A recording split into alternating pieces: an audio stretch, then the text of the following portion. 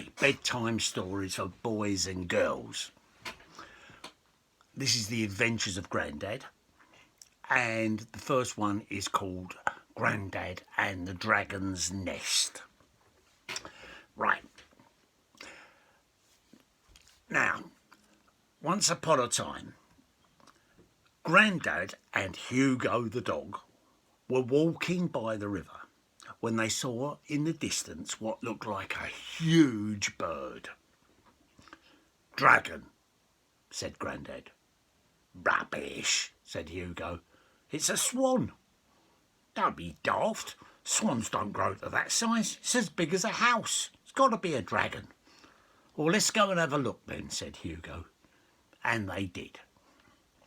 They walked all the way up the riverbank towards the mountain, and far above them they could just about see the very edge of what must be a massive nest poking out over the edge of a shelf on the mountain. So, how do we get up there then?" asked Hugo. Grandad smiled. He had an answer to every problem. He sat down on a rock and took his left boot off and his sock. Then, after checking around to make sure nobody was watching, he started to unscrew his foot. He was twisting it around and around just like a screw turning until suddenly it popped off. "So, wow," said Hugo, "I never knew you had a wooden leg." "Yes," said Grandad, "I've had it for years. Ever since we had that fight with the pirates over in Jamaica a couple of years ago. I don't like people knowing about it, though, so I don't usually show it off. Hang on." Grandad was pushing his hand up the socket of the hollow leg. He gripped hold of something he found up there and pulled.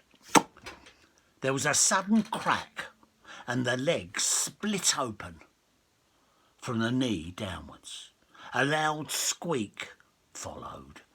Then a fat mouse holding a big lump of cheese rolled out of the cavity, followed by a huge balloon which started to instantly inflate. Hugo cocked his head sideways. He looked hard, but he didn't say anything. "Took me ages to get that to work properly," said Grandad. "I tried it with rubber bands and springs at first, but the chewing gum kept jamming. Then I worked out that if I put a mouse in there with a lump of cheese, the moment the leg opened, it would show the cheese, and the mouse wouldn't be able to resist it. So the mouse would go for the cheese, and in doing so, release the automatic gas canister, which would inflate the balloon." All the time Grandad was explaining this, he was putting his leg back together and screwing his foot back on. By the time he'd finished, the balloon was inflated and starting to lift into the air. The mouse grabbed the cheese and vanished into the long grass. "Come on, Hugo," said Grandad. The pair of them hopped into the basket, which had unfolded beneath the balloon, and soon they were slowly but surely rising up, up, up, up into the air. "Wow, look at that. You can see Nana's house from up here," said Hugo excitedly. "Oh, yes. If we let it go as high as it can, you'll even be able to see as far as Brecon, or even Mongolia." Hugo liked Mongolia. He and Grandad had lived there for some years once. Nice place. Lots of grass to poo in and lots of little ponies everywhere to blame it on. Anyway, the balloon ascended higher and higher and came to a stop at the ledge where the giant nest lay. There was nobody home, But after tying the balloon to a branch, Grandad and Hugo jumped out anyway to have a look around. The nest was a bit stinky and very big, about as big as the garden in our house. It was made of twigs and branches and lined with bits of moss and lots of white feathers, with a full complement of comfortable furniture. "Got any biscuits?" asked Hugo. He was feeling a bit peckish because he'd had nothing to eat since breakfast. "No," said Grandad, who was looking through some books on a shelf. "But if you have a root around over there by the fridge, you might find some."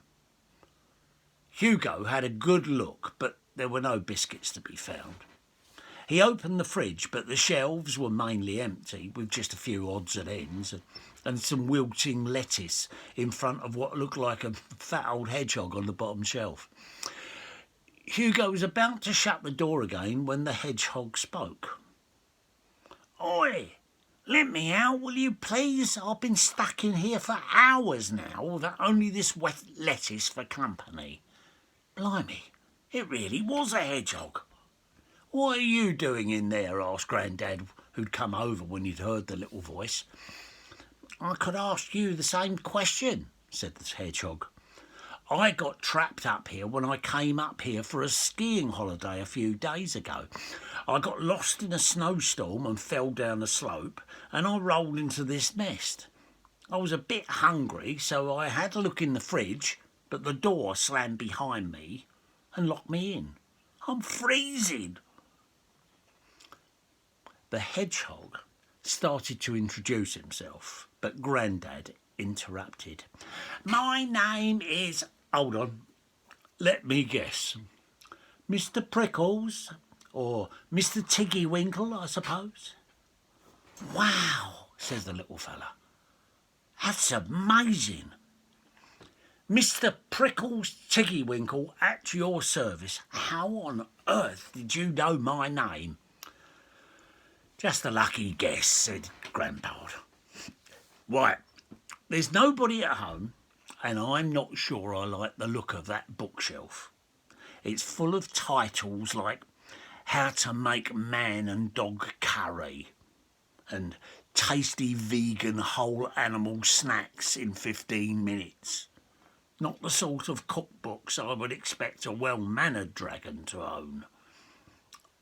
I think we ought to leave before this dragon gets back home." They all agreed. And so they hopped back into the balloon basket.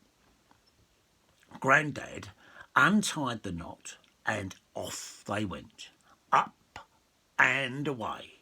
Looking down, everything was like a tiny toy town with people and cars all scurrying around like ants, going from place to place.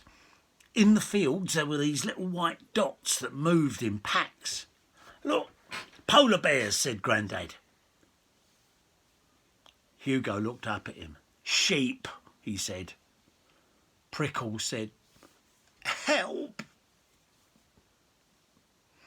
Before too long, they were floating over their own little town. But there was no way to stop the balloon.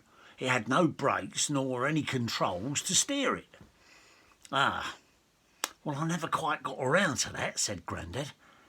"Well, what are we going to do?" asked Hugo. He was really hungry now and wanted his tea, so he was getting quite grumpy. "Ah," said Grandad, "I've got an idea. Pass me over that hedgehog." Prickles screamed and rolled up into a tight ball when he saw Hugo's big mouth and big sharp teeth coming at him. But Hugo didn't hurt him. He just picked him up and carried him over to Grandad. "What we need to do is make a little hole in the balloon," said Grandad. "That will let some of the gas out, and we'll slowly drop lower and lower until the gas is all gone. By that time, we'll be on the ground." Grandad tossed the hedgehog up and down a few times in his hand, just like a tennis ball, and then he let it fly into the balloon above him with all his might. There was a loud pop as the hedgehog made a hole in the balloon and then dropped down screaming, "Ah!" But he needn't have worried.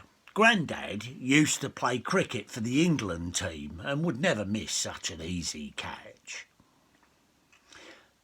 The much alarmed hedgehog calmed down a lot as the balloon slowly dropped down out of the sky and landed gently in Nana's front garden, just in time for tea.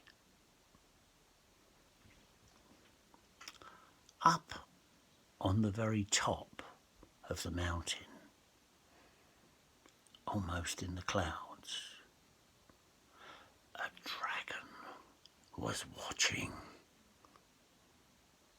Unless it was a swan, maybe.